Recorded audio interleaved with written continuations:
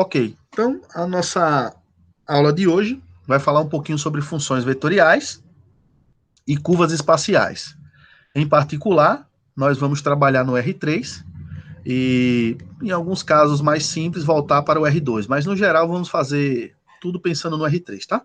Então, a função vetorial é uma função cujo domínio é um conjunto de números reais e cuja imagem é um conjunto de vetores, em particular vetores do R3, denotado por R de t. Se f, g e h são as componentes do vetor R de t, então f, g e h são funções de valores reais, chamadas funções componentes de R, e a gente costuma escrever a nossa R como sendo dessa forma, tá? A R de t tem como primeira componente um AF, como segunda componente um AG, como terceira componente um H, ou com essa simbologia daqui que é muito comum e bem frequente, eu também gosto de usar. F de t vezes o vetor canônico I, G de t vezes o vetor canônico J, H de t vezes o vetor canônico K, onde I, J e K são os vetores canônicos do R3, né? O I é o vetor 100, o J é o vetor 010, o K é o vetor 001, tá? Então, esses vetores são conhecidos da geometria analítica, da álgebra linear, então acredito que vocês devem estar bem familiarizados. A letra T vai representar para a gente uma variável independente. Em geral, ela representa o tempo na maioria das aplicações, então, por esse motivo, vamos manter esse parâmetro aí como sendo R de t, tá? Algo que lembre o tempo, a variação do tempo para a gente. Bom, exemplo. Se R de t é essa função vetorial, t ao cubo, ln de 3t raiz de t, então, as funções componentes são f de t igual a t ao cubo, g de t igual a ln de 3 menos t, e h de t igual a raiz quadrada de t. Pergunta-se, quem é o domínio dessa função? Então, por isso que a gente estudou o domínio logo nas primeiras aulas do curso, né? Então, o domínio de R é constituído por todos os valores de t, para os quais a expressão R de t está bem, como é que eu posso falar? Bem definida, tá? Então, t ao cubo, t ao cubo. T ao cubo é um polinômio, está definido em todos os reais, não tem problema algum para a gente, tá? Então aqui não encontro nenhuma dificuldade. O ln de 3 menos t, o ln só está bem definido se o seu argumento for algo maior do que zero. Então, 3 menos t só vai fazer sentido para a gente se isso for maior do que zero. Igual a zero não posso definir isso, mas maior do que zero eu posso. A raiz de t só está bem definida se o argumento for maior ou igual a zero, né? Só trabalhamos com coisas positivas, né? Então, por um lado, nós temos t maior ou igual que zero. Então, digamos que t igual a zero está aqui. Por outro lado, nós temos que 3 menos t tem que ser maior do que zero. Ou seja, menos t tem que ser maior do que menos 3. Multiplica por menos 1 ambos os lados, né? O sinal da desigualdade inverte, e o t tem que ser menor do que 3. Então, intervalo aberto no 3, fechado no 0. Então, esse é o domínio da minha função, traduzindo o intervalo fechado de 0 e aberto até 3. Então, a minha função vetorial R de t só faz sentido se o t estiver dentro do intervalo fechado no 0 e aberto no 3. Fora isso, a minha função não faz sentido, tá? Não tem como trabalhar com ela dessa forma. O único jeito de trabalhar é se o t estiver dentro desse intervalo que vai fechado em 0, aberto no 3. Então, as funções vetoriais, elas aparecem com muita frequência, tá? No estudo do cálculo diferencial integral, então merece receber uma atenção especial. Bom, como é que calcula o limite de uma função vetorial, professor? Então, por definição, o limite de uma função vetorial é a mesma coisa que calcular o limite de cada componente, ó. Então, você vai estudar o limite de cada coordenada. Se a minha função tem 3 coordenadas, o limite dela, da função vetorial, é equivalente a calcular o limite de cada função componente, tá? De cada coordenadazinha. Então, é assim que a gente calcula o limite das nossas funções vetoriais. Bom, uma função vetorial R ela é contínua quando? Quando o limite de R de t, quando t tender a existir, e se existir, tem que ser igual ao R de A. Assim, R é contínua em A, se e somente se suas componentes F, G e H também são contínuas em A. Então, estudar a continuidade de funções vetoriais é equivalente a estudar a continuidade de cada função componente, tá? Bom, suponha que F, G e H sejam funções reais contínuas em um certo intervalo I. Em seguida, o conjunto C de todos os pontos no espaço, onde x é igual a uma f de t, y é igual a uma g de t, z é igual a um h de t, e t varia no intervalo I, isso é chamado de curva espacial. Então, dado esse conjunto C, essa coleção de pontos no espaço aí para a gente é o R3, onde x é uma f de t, y é uma g de t, z é um h de t, e t varia no intervalo I, isso é chamado de uma curva espacial. As equações em 2 são denominadas equações paramétricas de C, e t é conhecido como parâmetro. Podemos pensar em C como tendo sido traçada pelo movimento de uma partícula cuja posição no instante t é f de t, g de t e h de t. E se considerarmos agora a função vetorial r de t, e então r de t é o vetor posição no ponto P, nós podemos enxergar isso no espaço como sendo uma curva que está fazendo uma certa trajetória ou um certo movimento, e naquele instante de tempo que você pegou, você está em um ponto daquela curva. Então, isso para a gente vai ser útil mais na frente. A gente vai falar de movimento, entre outras coisas, e tudo isso vai estar parametrizado, né? Vai estar com uma certa parametrização.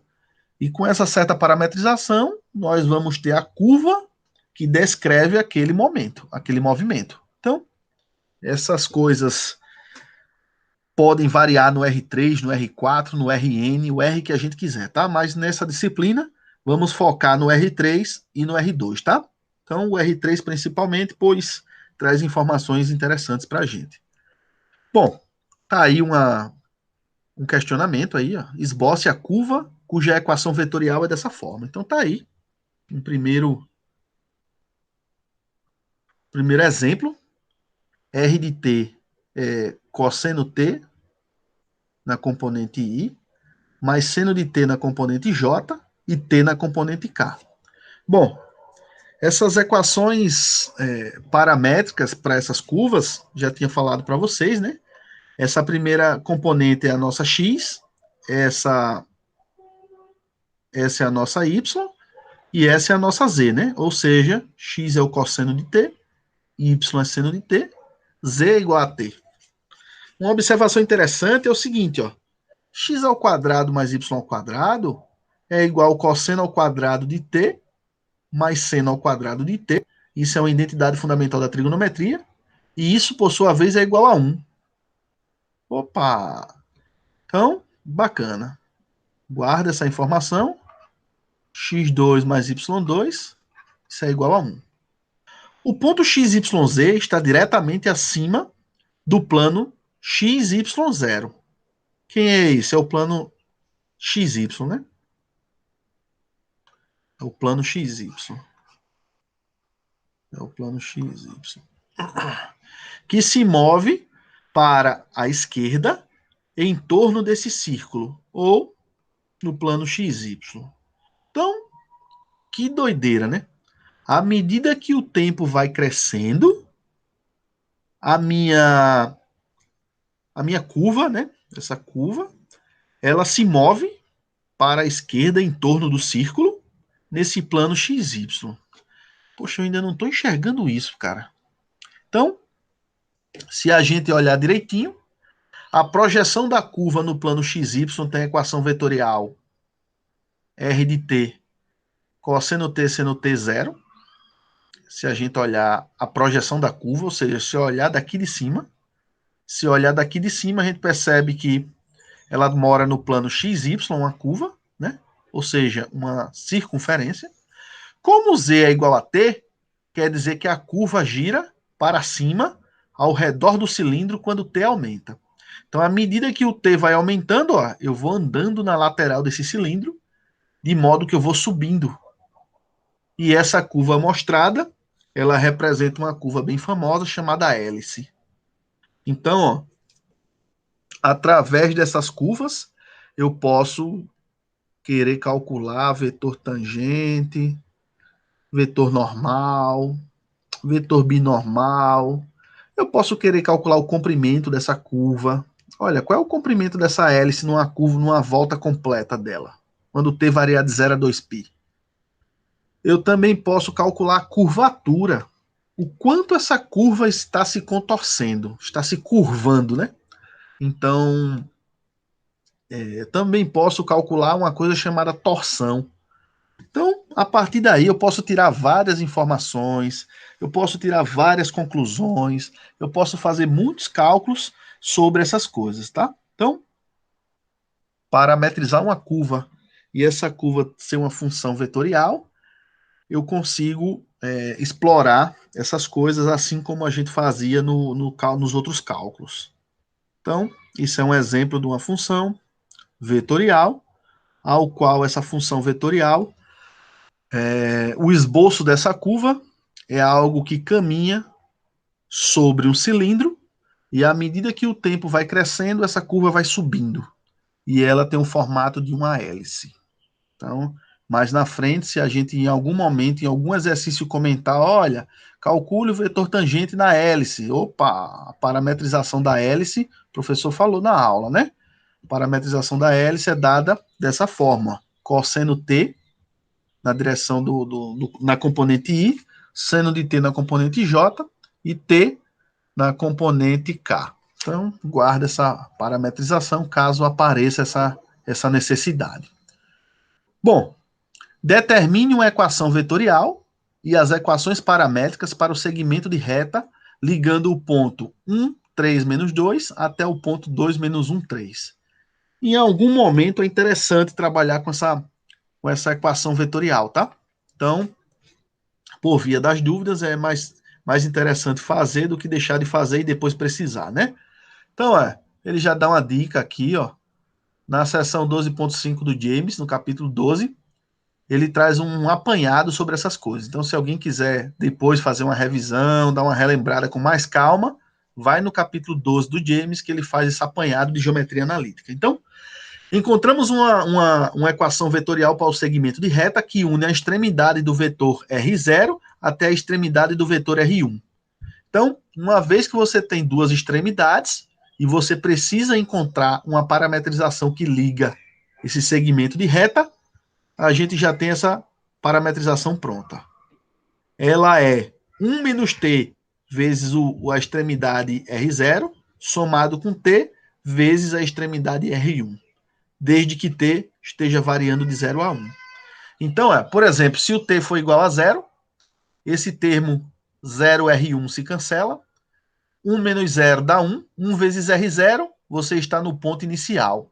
Então, em t igual a 0, você está no ponto inicial, no R0. Quando t for 1, 1 menos 1 dá 0, 0 vezes R0 dá 0, 1 vezes R1 dá R1. Então, quando t for 1, você está no segmento, no ponto final R1. Então, para obter a parametrização desse segmento, basta substituir no R0 o ponto P, no R1 o ponto Q, e fazer as operações vetoriais como fazia na geometria analítica, né? 1 menos t vezes 1 dá 1 menos t, somado com 2t. 1 menos t mais 2t dá 1 mais t. Está aqui. Na segunda componente, 3 vezes 1 menos t somado com menos t dá 3 menos 4t. Na última componente, 1 menos t vezes menos 2 somado com t vezes 3. Fazendo a simplificação, tá aí, ó. Então, essa é uma equação vetorial com t variando de 0 a 1. Mas o exemplo também pediu as equações paramétricas, ó. Ou seja, 1 mais t é o que chamamos de x, 3 menos 4t é o que chamamos de y, e menos 2 mais 5t é o que chamamos de z, com t variando de 0 a 1. Então, essas parametrizações, em geral, são muito importantes para a gente e vale a pena lembrar. Dado 2 pontos, professor, como é que parametriza um segmento de reta? Então, a expressão para parametrizar segmentos de reta é essa daqui, tá? Vale a pena guardar essa informação. Ó. Essa informação aqui. Bom, também temos o seguinte, ó. Determine uma equação vetorial que represente a curva obtida pela interseção do cilindro com um plano. Que cilindro, Arles? Olha, o cilindro x2 mais y2 igual a 1 e o plano y mais z igual a 2. Eita, poxa, quer dizer que a interseção dessas duas superfícies gera uma curva? É. Então, se vocês tiverem habilidades, vai lá no GeoGebra. Ao plotar essas coisas no GeoGebra, ó, vocês vão ver que o cilindro é cortado pelo plano e se você observar essa interseção, você vai ver que isso faz essa curva aqui, ó.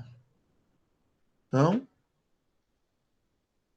que curva é essa, né? Por isso que ele pede, né? Determine uma equação vetorial, tá?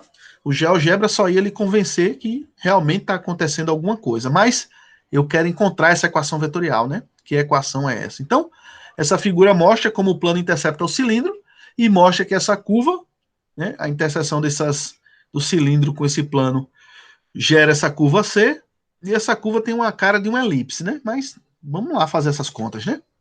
Então, a projeção de C para o plano XY é esse círculo aqui, desde que Z seja igual a zero. Então, a projeção, a gente observa isso no plano XY. Então, sabemos do exemplo 2, da seção 10.1, ou seja, da primeira aula que a gente teve, que a parametrização desse círculo é dada por x igual a cosseno de t, y igual a seno de t, desde que t esteja variando de 0 a 2π. Então, da equação do plano que a gente ganhou, a equação do plano foi qual? Deixa eu apagar aqui. A equação do plano que a gente ganhou foi a seguinte, né? Z mais y igual a 2, ou seja, z é 2 menos y, z é igual a 2 menos, você ganhou que y é o seno de t, né? Então, esse é o meu z. Então, tá aqui. E dessa forma, como é que você descreve a sua curva? A minha curva tem parametrização x igual a cosseno t, y igual a seno de t, e a novidade está aqui, ó, z igual a 2 menos seno de t, para t variando de 0 a 2π. E a equação vetorial correspondente, ó, é só escrever dessa forma. R de t é igual ao cosseno de t na direção i, mais seno de t na direção j, mais 2 menos seno de t na direção k, com t variando de 0 a 2π. Então, essa equação é chamada de parametrização da curva. As setas na figura indicam o sentido em que a curva C é percorrida quando o valor do parâmetro t aumenta. Em geral, a gente faz o valor do parâmetro t aumentar, né? E à medida que ele vai aumentando, a gente percebe qual é o sentido ao qual a curva está percorrendo. Então, observe que à medida que o t vai aumentando, essa curva vai andando, digamos que no sentido anti-horário, né? Ela vai fazendo essa trajetória. Então, posso lhe dar 2 pontos e pedir o segmento de reta que liga esses 2 pontos. Posso dar 2 superfícies e a interseção delas me dá uma curva. Ou seja, existem várias maneiras, vários modos de conseguir essas curvas, né? Então, aqui eu só quero, nesse exato momento, expressar as curvas, né? Quem são as curvas? Depois a gente vai começar a fazer os cálculos com essas curvas. Então, por exemplo, quem é a derivada? Então, a definição de derivada é aquela clássica que a gente conhece, ó. Tomar o limite, quando h tender a zero, de r de t mais h menos r de t dividido por h. Volta àquela definição clássica que a gente achou que tinha se livrado dela, né? Infelizmente, ela apareceu de novo aqui pra gente, ó. Então, não tem outro jeito, tem que fazer isso pela definição. Bom, isso tem significado geométrico, tá? Você liga os pontos P e Q. Esses pontos P e Q, eles são dois pontos ao qual você consegue obter eles com o parâmetro T, ou seja, R de T é esse ponto aqui, R de T mais H é um pedacinho que você andou, você chegou aqui na curva, e esse R de T mais H menos R de T é o vetor PQ, ele é um vetor secante. E o vetor derivada, ele é um vetor tangente, tá aqui em vermelhinho, ó, ele é um vetor tangente, ó. E como é que eu faço para obter o tangente? Basta pegar o secante, dividir por h e fazer esse h tender a zero. Então, quando a gente faz isso, usando as definições de limites, tudo aquilo que a gente já conhece, a gente deve encontrar exatamente o que a gente chama de vetor tangente. Esse vetor tangente, ele está definido num certo ponto da curva. Esse r' de t, ele precisa existir. E se o r' de t for diferente de zero, a gente consegue definir uma coisa chamada reta tangente, ó.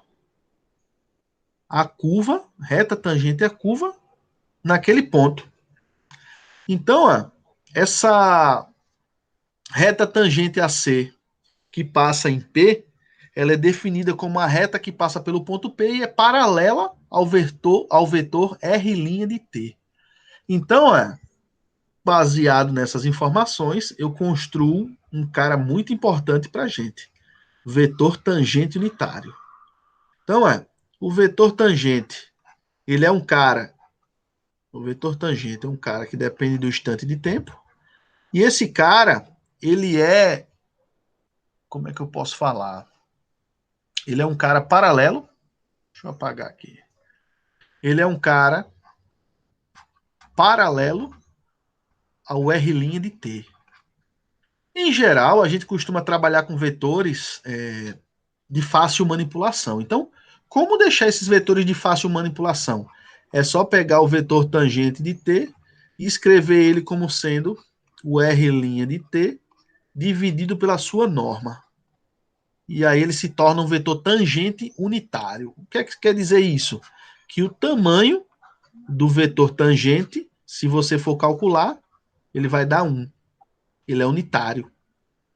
Tem comprimento 1. Então, isso deve facilitar a nossa vida em alguma coisa mais na frente. Então, primeira definição importante é que, dado uma curva, nós temos como calcular o seu vetor tangente unitário.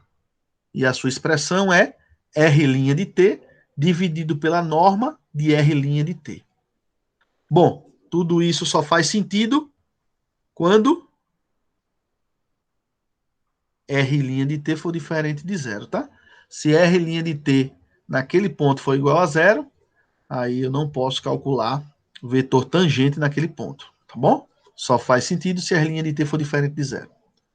Bom, o teorema seguinte fornece um método conveniente para calcular a derivada de uma função vetorial r por derivação de cada componente de r. Então, eu não vou estar fazendo aquilo pela definição, né? Ali é só para motivar quem é o meu vetor tangente.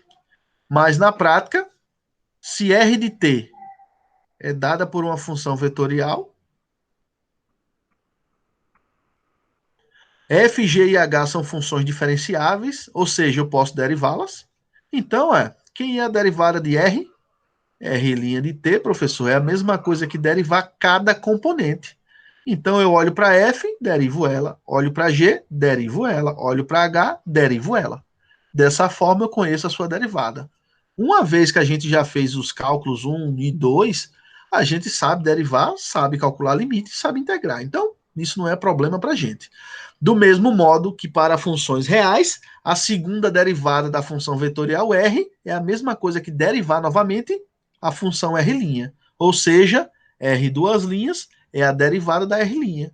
E mais uma vez, se eu já conheço a R' e eu quero a segunda derivada, basta derivar pela segunda vez a F, pela segunda vez a G, pela segunda vez a H.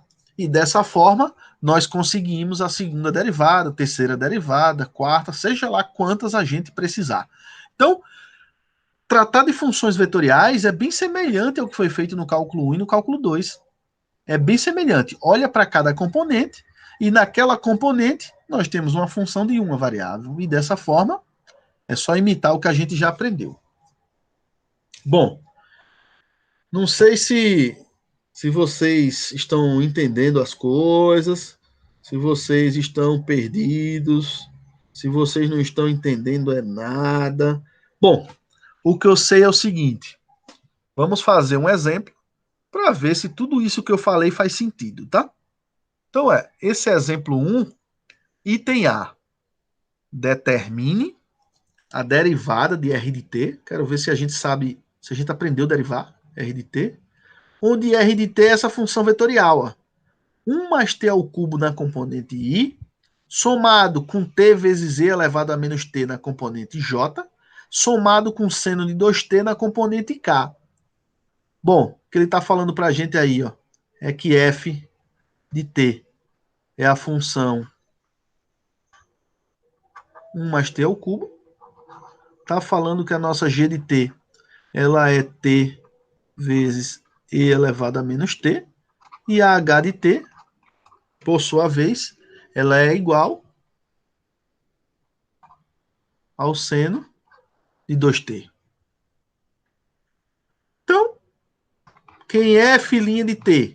Quem é a primeira derivada? Olha, a derivada da soma é a soma das derivadas, derivada da constante 1 dá zero, derivada de t ao cubo, 3t ao quadrado. Então, primeira componente da derivada está aqui, ó, foi calculada direitinho. Quem é a derivada com relação a g? Ou seja, quem é g' de t? Opa, aqui tem um produto, né? Conserva a primeira, multiplica pela derivada da segunda. E elevado a menos t, quem é a sua derivada? É e elevado a menos t, vezes a derivada do que está dentro. Quem é a derivada de menos t? Dá menos 1. Então, tudo isso vezes menos 1. Somado com quem é a derivada de t? Dá 1. 1 vezes, repete a segunda.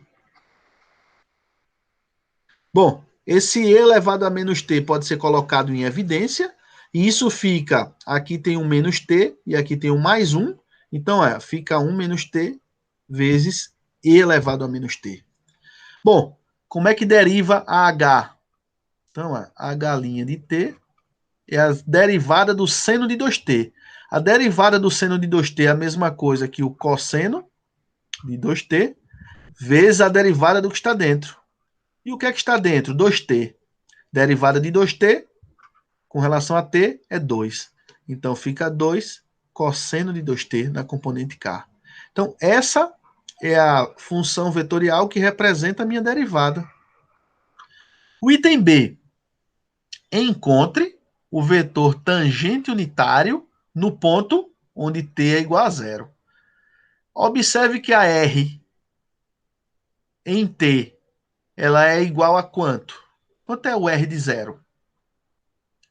R de zero é substituir t igual a zero na minha expressão, né?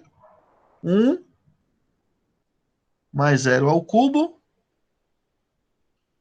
0 vezes e a menos 0, seno de 2 vezes 0. 2 vezes 0 dá 0, seno de 0 é 0. Então,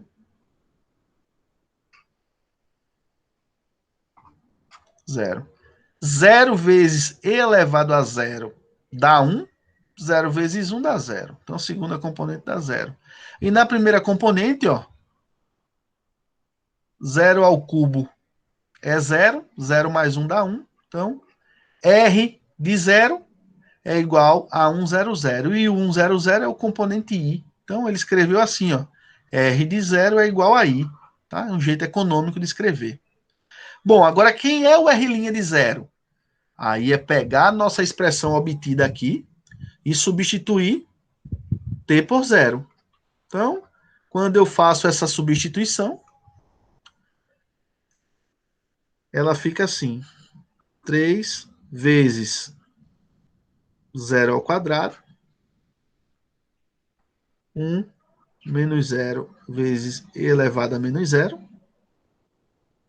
E aqui fica 2 vezes cosseno de 2 vezes 0. Cosseno de 0 dá 1, 1 vezes 2 dá 2. Então, isso aqui me dá 2. E elevado a 0 dá 1. 1 menos 0 dá 1. 1 vezes 1 dá 1. E na primeira componente, ó, 0 ao quadrado dá 0, vezes 3 dá 0. Então, R' em 0 dá o vetor 1 na componente J, 2 na componente K e 0 na componente I. Então, encontramos os vetores R0 e o R' de 0. E agora, precisamos calcular o vetor tangente unitário, né? Ó. Quem é o tangente unitário? É R' de 0 dividido pela norma. Bom, não sei se vocês lembram, mas se eu tiver o vetor x, y, z, quem é a norma desse cara? Quem é o seu tamanho? Então, por definição, isso é a raiz quadrada de x quadrado mais y quadrado mais e ao quadrado, né?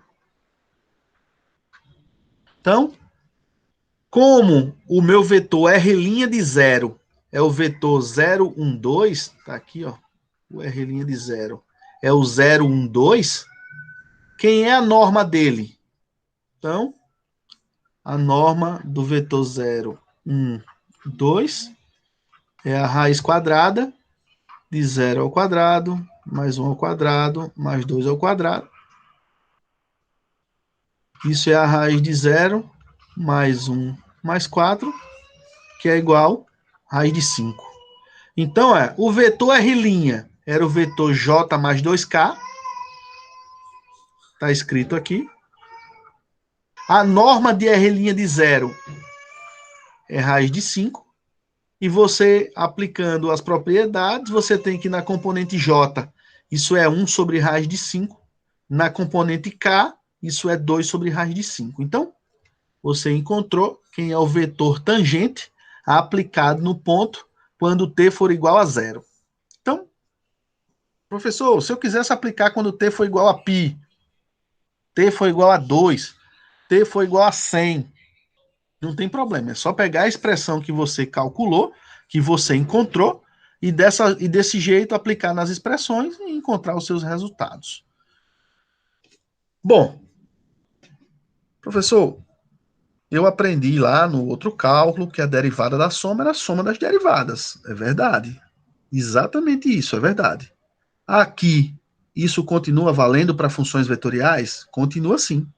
Continua sim. Bom, derivada da soma, soma das derivadas. Até aqui não tem nenhuma novidade para a gente. Isso a gente já conhecia. Se tem uma constante multiplicando a função vetorial, eu posso retirar a constante e derivar só a função vetorial. Até aqui nenhuma novidade. Novidade já começa a aparecer agora. Se você tem uma função f de t, multiplicando uma função vetorial, eu posso aplicar a regra do produto. Isso é f' de t vezes a função vetorial, mais f de t vezes a função vetorial. Então, eu já tenho uma regra do produto aqui, onde f' é uma função real e f e u é uma função vetorial, tá? Bom, professor, eu posso derivar o produto interno, velho? Pode. Então, é o produto interno de duas funções vetoriais, a sua derivada deriva o primeiro, faz produto interno com o segundo, mais conserva o primeiro e faz o produto interno com a derivada do segundo. Então, isso aqui para a gente é novidade. Professor, eu posso derivar o produto vetorial? Pode. É a derivada do primeiro vetorial com o segundo, mais, repete o primeiro, vetorial com a derivada do segundo. Também é novidade. Então, são coisas novas que vão aparecendo para a gente, uma vez que a gente está trabalhando com funções vetoriais. Professor, tem regra da cadeia para funções vetoriais? Tem. Então tá aqui, ó.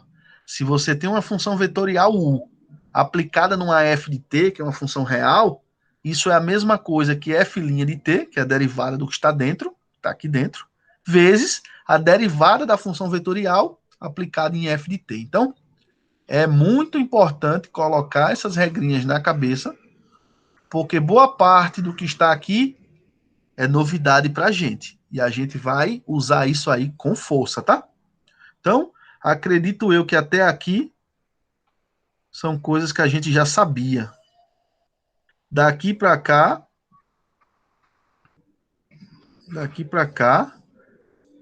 isso aqui é novidade, tá?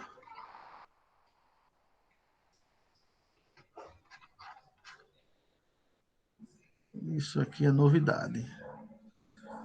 Então, preciso ter essas informações na cabeça. Por quê? Porque eu vou usar isso com a maior naturalidade, tá?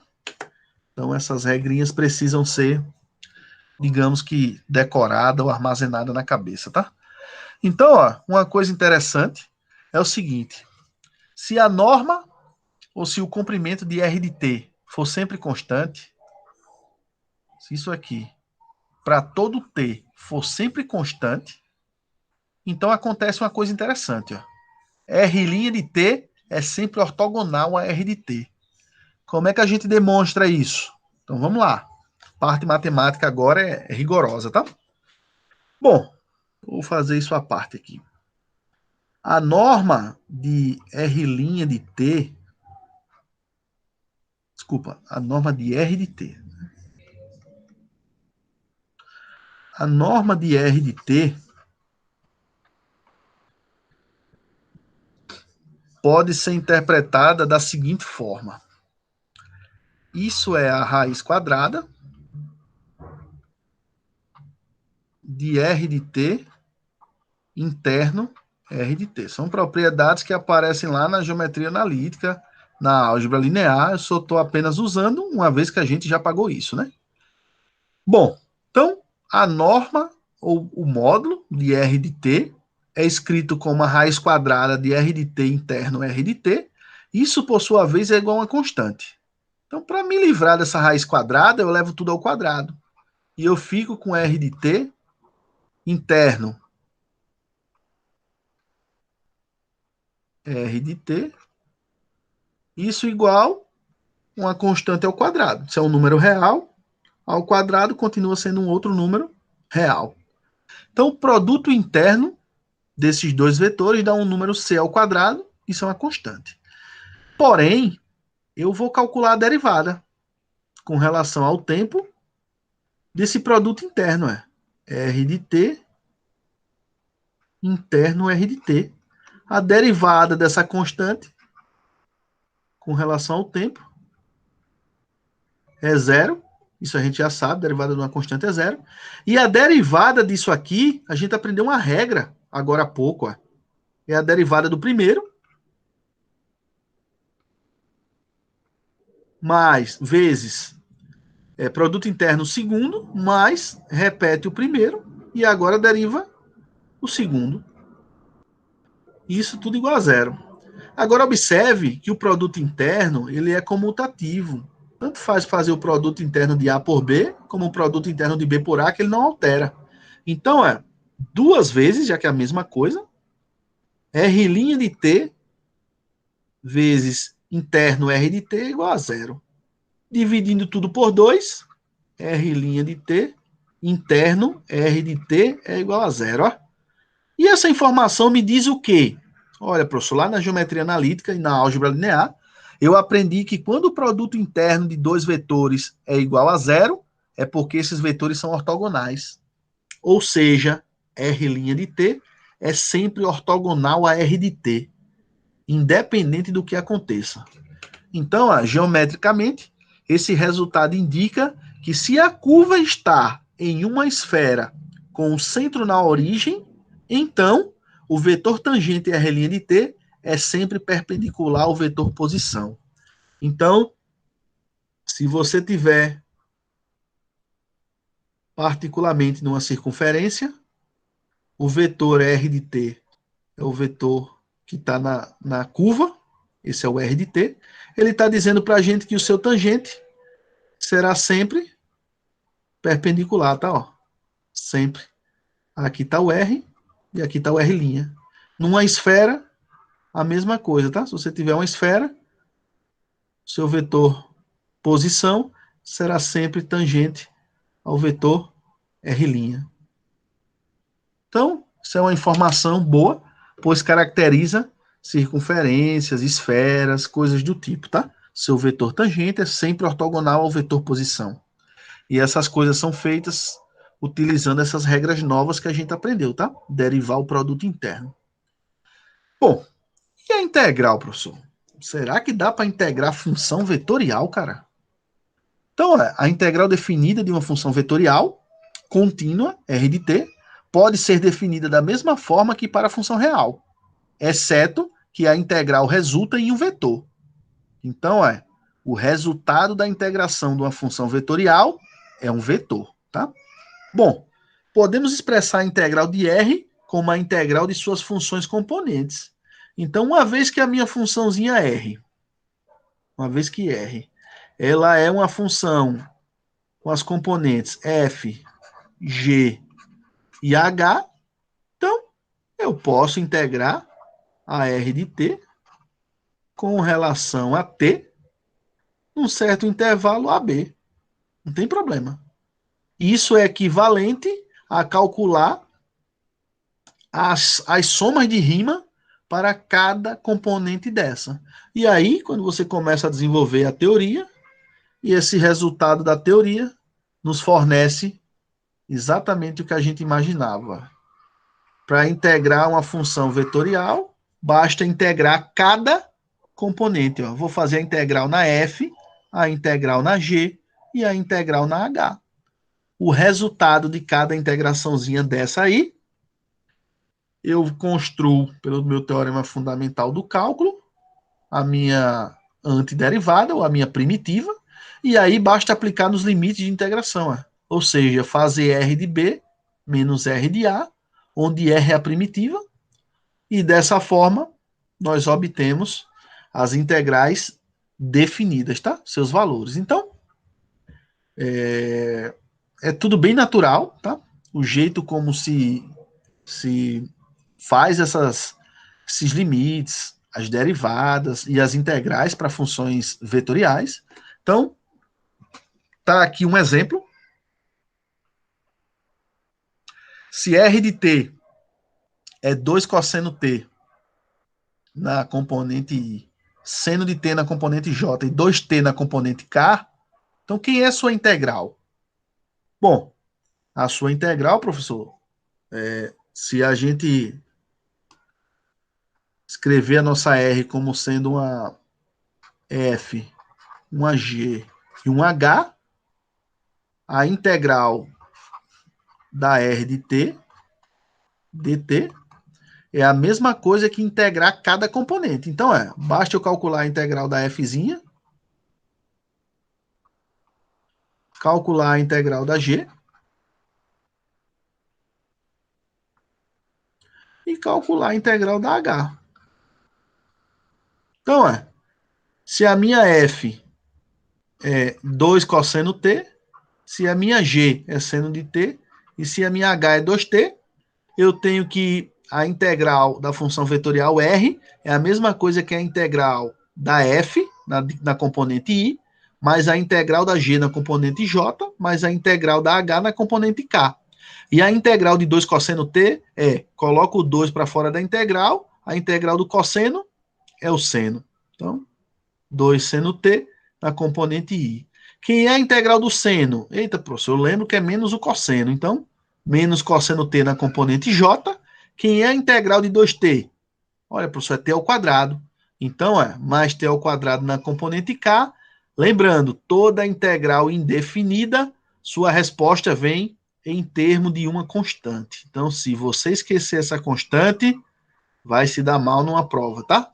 Então lembre, se a minha integral é indefinida, eu obtenho uma família de funções ao qual, derivando, eu obtenho o R de t.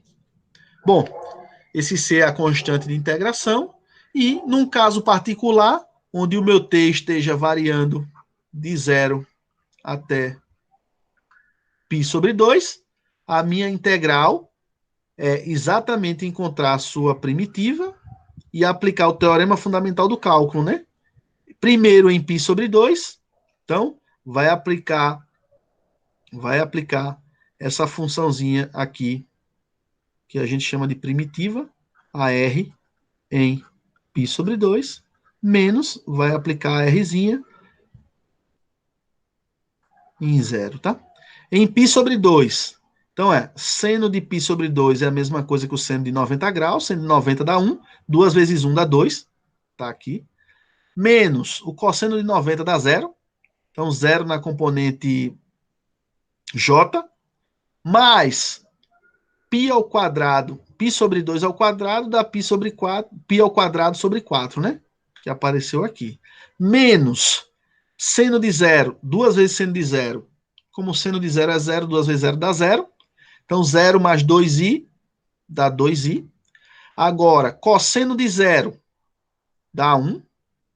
Como é menos, esse menos aqui, ó. Esse menos aqui, ó. Então, menos com menos 1 dá mais 1. Então, mais j tá aqui. E agora, ó, 0 ao quadrado dá 0. 0 mais π ao quadrado sobre 4 dá π ao quadrado sobre 4k. Então, obtivemos como resultado da nossa integral, ó, um vetor. Que vetor é esse? Obtivemos o vetor 2, 1, π ao quadrado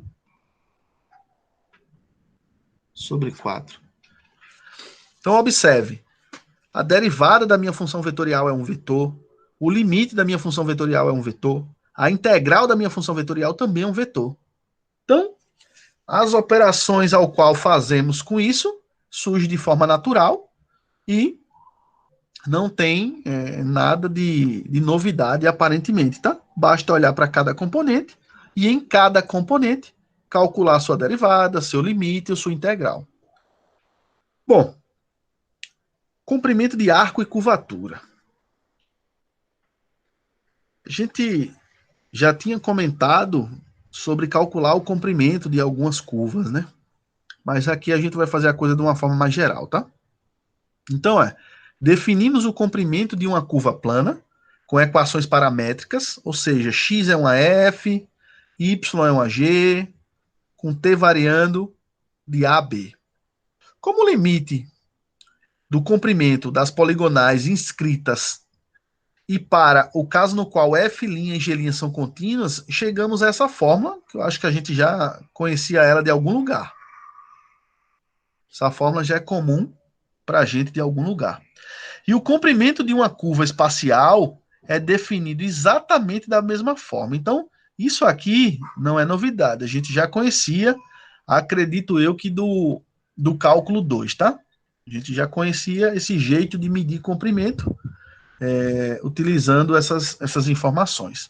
Como estamos interessados em curvas espaciais, no R3, então conseguimos uma generalização. Então, se a minha F é uma... Desculpa, se a minha R é uma F, G e H, né, um vetor com essas três componentes, com T variando de A até B, ou, se você quiser escrever as equações paramétricas x igual a f de t, y igual a g de t e z igual a h de t, onde f', g' e h' são contínuas, então, a curva ela é percorrida exatamente uma vez à medida que o t cresce a partir de A, isso chega até o B, e dessa forma nós construímos que o comprimento é dada pela integral de A até B, raiz quadrada de f' de t ao quadrado, mais g' de t ao quadrado, mais h' de t ao quadrado dt. Ou, se você quiser escrever dessa forma, também está válida, tá? Não tem problema nenhum. Professor, Oi. para determinar o intervalo de t, vai ser uma interseção desses três fatores, dessas três funções, f de t, g de t e h de t? Não, não, não. Em geral, o problema vai te dar isso, tá? Ah, ok. Ó, ele vai te dar aqui, ó. Ele vai Beleza. te dar. Caso ele não dê, é porque você vai ter que fazer uma interseção entre algumas superfícies e vai observar que para aquela superfície poder dar uma volta completa, o t vai variar de 0 a 2π, 0 a π sobre 2, ou seja, vai dar alguma condição ao qual você tem como descobrir. Mas, em geral, ele vai te dar esse intervalo de tempo. Tá. Beleza? Em geral, ele vai te dar. Vai ser necessário descobrir isso, não. Bom, observe que os comprimentos dos arcos de curva dados por essa fórmula pode ser escrito numa forma mais simples, né? Em vez de eu estar decorando essas expressões aqui, que para mim são bem maiores, ó, ela pode ser escrita assim, ó. R de t, observe que ela é uma F, uma G e um H. Quem é R' de t, professor? Olha, eu disse para vocês que é só derivar cada componente, né? F', G' e H'. E a gente sabe também que a norma de R' de t é a raiz quadrada de R' de t interno R' de t. Mas quem é R' de t interno R' de t? Então vamos lá. O produto interno de R'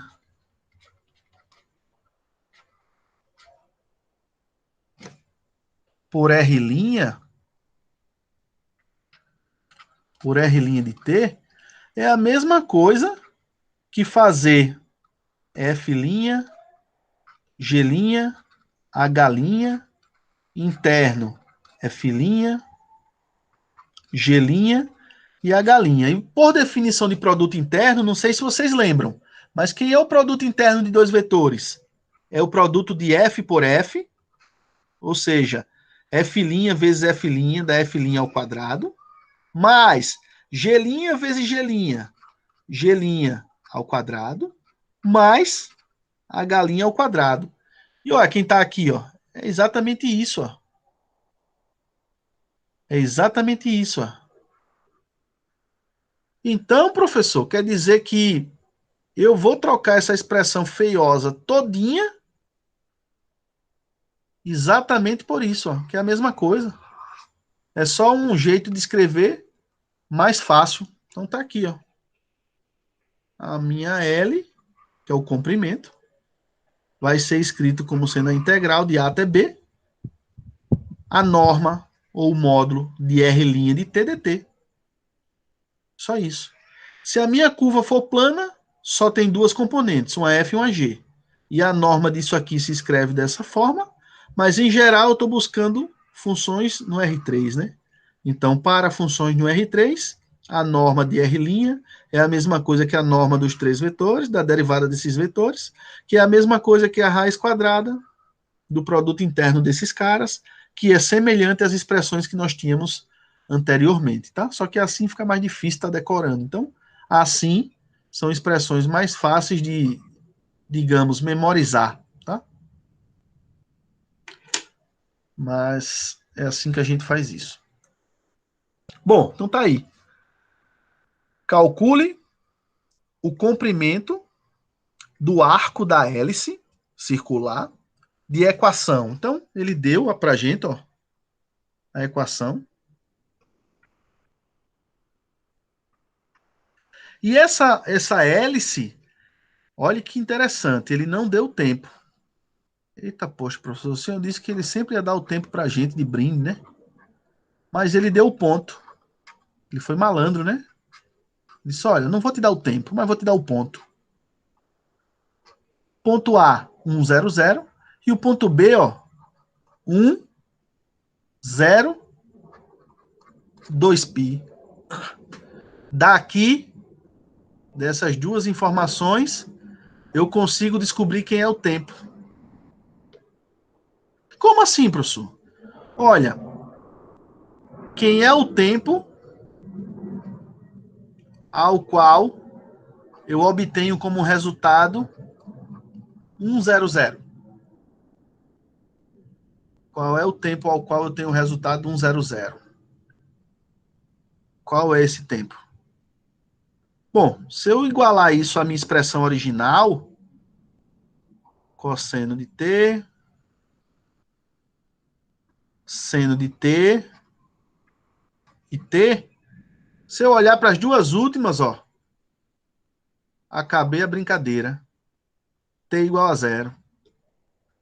Se eu olhar agora para a segunda, ó, R de t, ou melhor, não sei quem é o t, né? R de alguma coisa igual a 1, 0, 2π. E se eu comparar, ó, cosseno de t, seno de t e t, ganhei novamente de brinde, que para esse caso, quem é o meu t?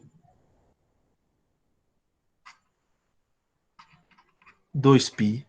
Então, para andar do ponto A, que é esse aqui, ó, que eu chamei de A, até o ponto B, o que é que eu preciso fazer? Meu t variar de quanto a quanto?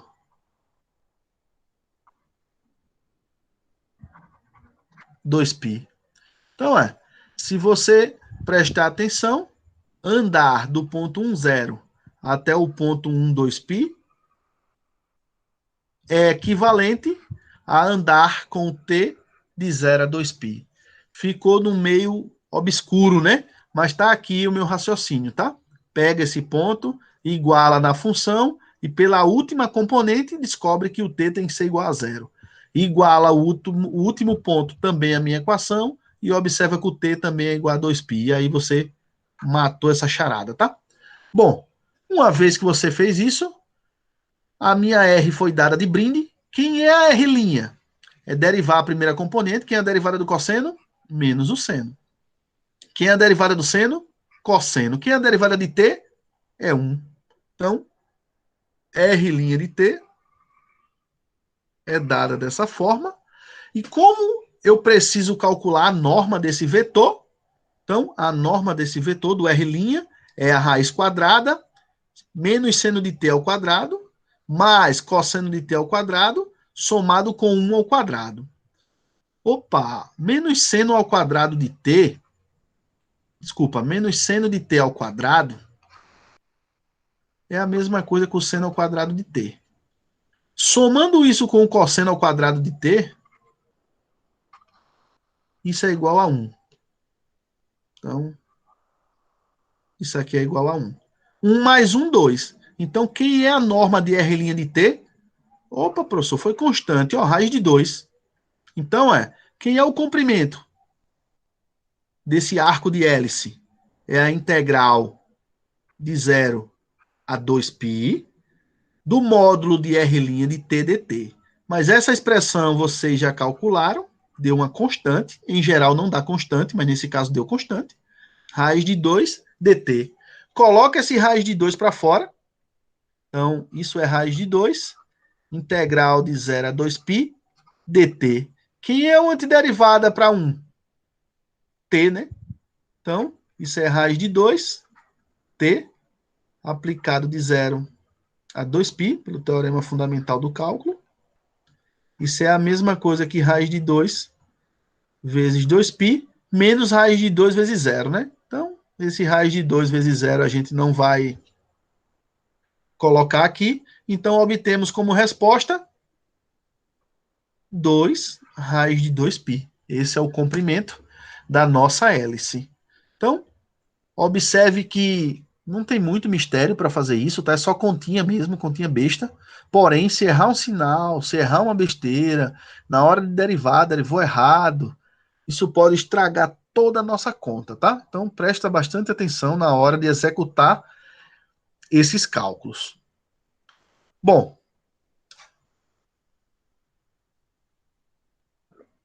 um fato interessante que aparece para a gente é o seguinte: uma única curva C pode ser representada por mais de uma função vetorial. Ó. Que negócio maluco, velho. Quer dizer que uma função vetorial pode ser descrita de formas diferentes, cara. Isso mesmo. Então, por exemplo, tem uma curva bem interessante chamada cúbica retorcida. A cúbica retorcida tem a seguinte parametrização: ó. R1 de t é igual a t ao quadrado e t ao cubo, com t variando de 1 a 2. Ah, bacana. Aí chegou um outro cara, falou assim, olha, eu tenho um outro jeito, pode ser mais fácil ou mais difícil, não sei, vai depender de cada um, que faz a mesma função. Ela agora não está mais em função de t, está em função de um tal de u, e ela agora ó, é e elevado a u, e elevado a 2u e e elevado a 3u, com u variando de 0 ao ln de 2. Eita doideira!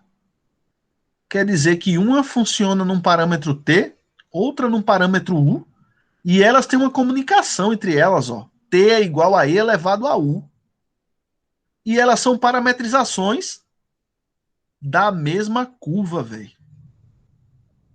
Então, se vocês tiverem familiaridade no GeoGebra, pega essa escrita aqui, plota ela lá no GeoGebra. Essa curva 1. Vai lá no GeoGebra, plota essa curva 2. E pede para comparar. Elas vão ser iguais, véio. Iguais, tá? Ou seja, professor, quer dizer que uma mesma curva tem várias representações. Isso significa alguma coisa na hora de fazer as contas? Na hora de calcular seu comprimento, na hora de buscar seu vetor tangente, na hora de buscar o vetor aceleração, vetor velocidade e outras coisas do tipo que essa trajetória esteja desenvolvendo? Resposta: ambas você vai ter que fazer os cálculos. Porém, uma delas, o cálculo será mais fácil, será rápido. Outra, mais trabalhosa. Então, é lógico, se eu fizesse uma pergunta aqui para vocês, vocês querem ir pelo meio mais fácil ou pelo meio mais trabalhoso de fazer as contas? Acredito que boa parte de vocês ia dizer assim, professor, eu prefiro pelo meio mais fácil, né? Porém, o meio mais fácil, nem sempre a gente consegue ele, mas tem como chegar nele. É o que a gente vai apresentar agora.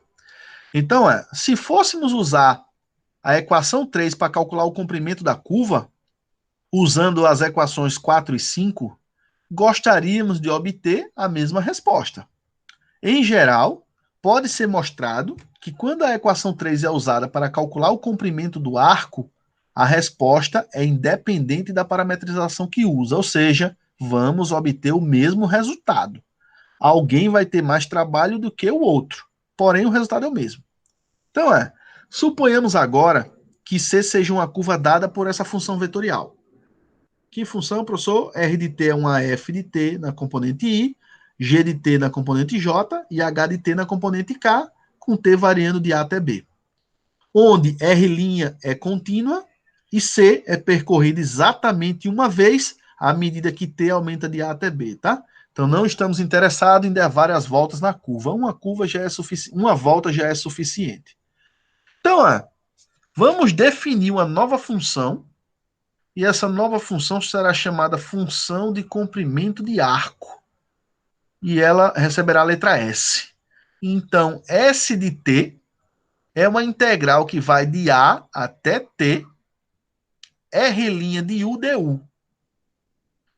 Tá, poxa, quer dizer que a minha função, o t está no limite de integração, professor? Nunca vi essa doidice, É isso mesmo, tá? É aqui que está o seu parâmetro t. Por isso que ela é uma função. Quando t for 1, o valor da integral dá um valor. Quando t for 2, o valor da integral dá outro valor. Quando t for 3, dá outro valor. Ou seja, para cada valor de t que você colocar, a sua integral vai ter um resultado diferente. Ou seja, é uma função. Essa função S de t, ela é uma função que tem uma integral no seu desenvolvimento e ela representa o comprimento da parte C entre R de A e R de B. Então, esse comprimento aqui, ó, é o que chamamos de S de T. Isso é uma função, tá? Função comprimento de arco. Bom, essa função comprimento de arco, já que ela é uma função que depende de T, eu posso derivar ela, né? E se eu lembrar do Teorema Fundamental do Cálculo, parte 1, ao qual eu derivo uma integral, a derivada de S, a derivada de S, a derivada de S com relação ao tempo, vai me trazer só essa expressão aqui dentro, ó. Então, quando eu faço isso, ó, usando o Teorema Fundamental do Cálculo, ds dt é a norma de R' de t. Então, é frequentemente útil parametrizar uma curva em relação ao comprimento de arco. Bom, pois o comprimento de arco aparece naturalmente a partir da forma da curva, de como a curva tem aquele formato, e não depende do sistema de coordenadas.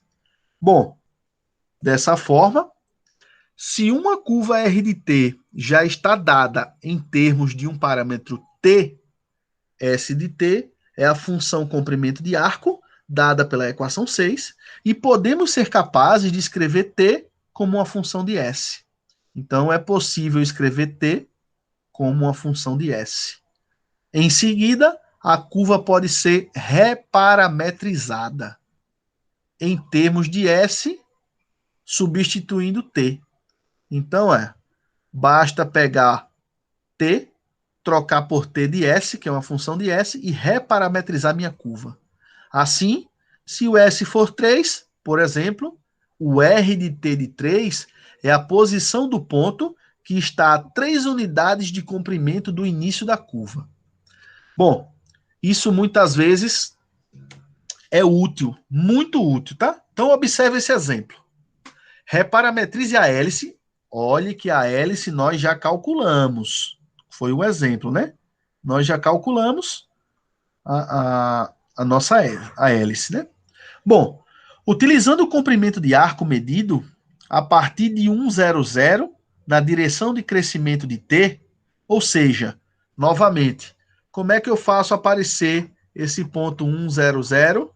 Basta igualar ele a minha R de t, igualar, e dessa forma, ó, cosseno de t, seno de t e t terá que ser igual a 1,00. Dessa forma, a gente já ganha de brinde que o meu t tem que ser igual a 0. Então, t igual a 0 gera esse ponto. Então, dessa forma, ds dt é a norma de R' de t, e a norma de R' de t nós já tínhamos calculado. Não sei se vocês estão com a mente boa, mas nós já tínhamos calculado a norma de R' de t para hélice, tá aqui, é raiz de 2. Então, volta lá. Isso é raiz de 2. E quem é S? É S, que é a minha função comprimento de arco. Ela é dada pela integral. Deixa eu apagar aqui para vocês perceberem. É a minha integral. É a minha integral de 0, que é o primeiro tempo, instante de tempo, até t, aqui onde está o parâmetro t, da norma de R' de u du. Mas essa norma a gente já calculou, vale raiz de 2. Então, quem é a integral de 0 a t, raiz de 2 du? É a mesma coisa que a integral de 0 a t, raiz de 2. Desculpa, eu quero calcular essa integral, né? Isso é a mesma coisa que raiz de 2 vezes u, aplicado de 0 a t, pelo teorema fundamental do cálculo. Isso é a mesma coisa que raiz de 2 vezes t. Então, foi o que nós encontramos aqui. Ó. S é igual a raiz de 2 vezes t.